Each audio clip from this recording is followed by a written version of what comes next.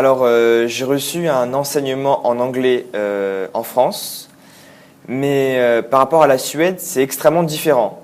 La Suède, vous avez des films qui ne sont pas doublés en suédois, mais doublés en anglais avec des sous-titres suédois.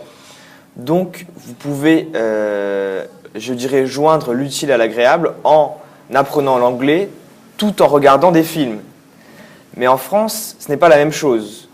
Il y a beaucoup plus de Français que de Suédois, donc la plupart des films sont doublés en français. Donc on a moins l'apprentissage de l'anglais que vous dans tout ce qui est dans toute la vie quotidienne que vous pouvez avoir en Suède.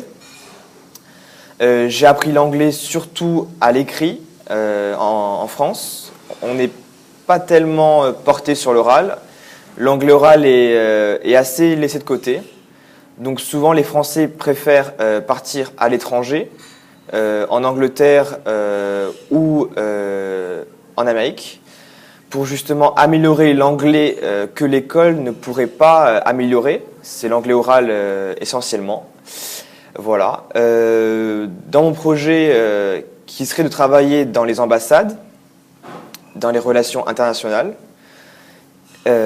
il faudrait que je m'y mette en anglais réellement, parce qu'il faut absolument un niveau d'anglais excellent pour justement être dans cette branche d'activité.